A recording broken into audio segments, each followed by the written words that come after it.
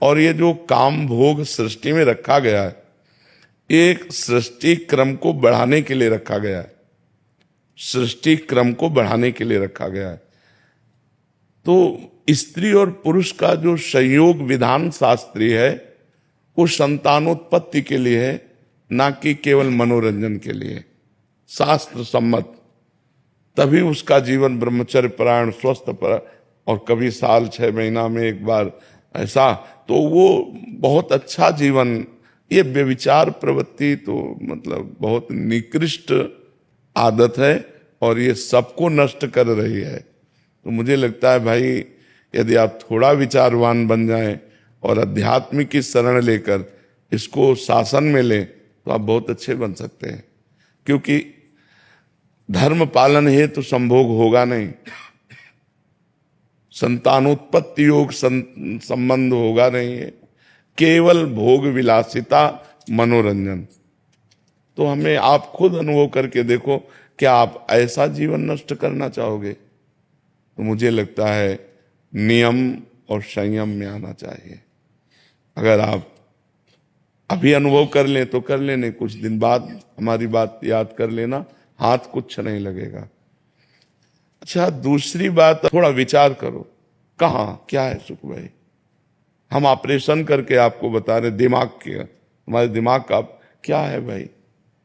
कौन सा सुख है? दुर्गंध और मल भरा हुआ है, वहीं से तुम्हारी रति है।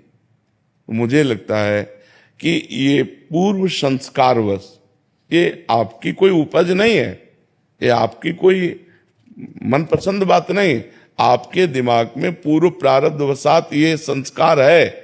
तो इस संस्कार को जीतने के लिए मनुष्य शरीर मिला है, इसी संस्कार में मिट जाने के लिए नहीं मिला है।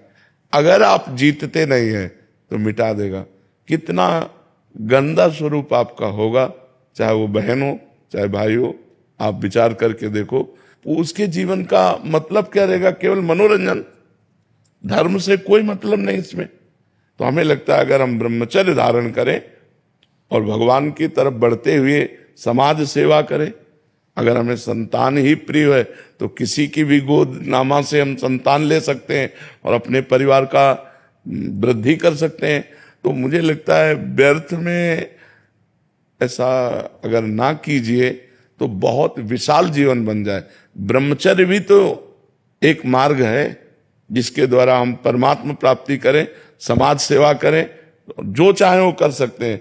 इस तरह मल द्वार में अपने को आसक्त करके जीवन व्यतीत करना मुझे लगता है कि ठीक नहीं है। स्त्री पुरुष का जो संयोग है वो संतानोत्पत्ति के लिए, धर्म में काम को भगवान अपना स्वरूप कहते हैं, धर्म में काम मैं हूं।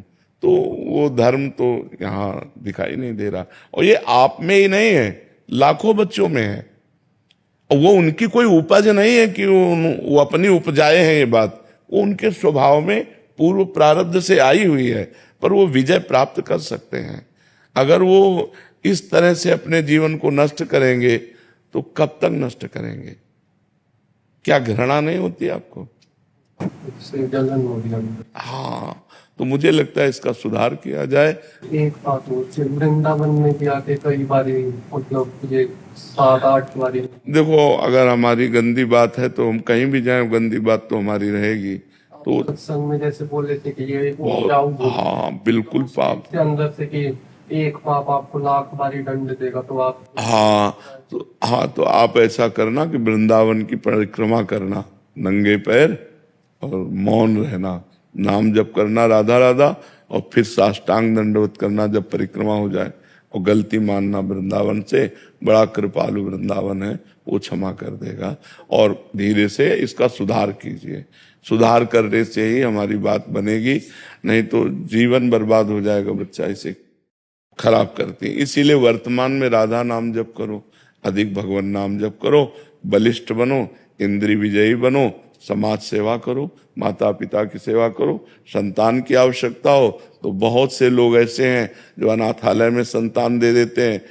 बहुत सी ऐसी सुविधाएं हैं जिनके द्वारा हम अपनी वंश परंपरा चलाने के लिए दूसरों की संतान, या अपने रिश्ते नातेदारों में बहुत से संतानें होती हैं, हम किसी से गोदनामा लेकर अपनी संपत्ति का अधिकारी उसे बना सकते हैं। पढ़ाएं लिखाएं, उसकी सेवा करें।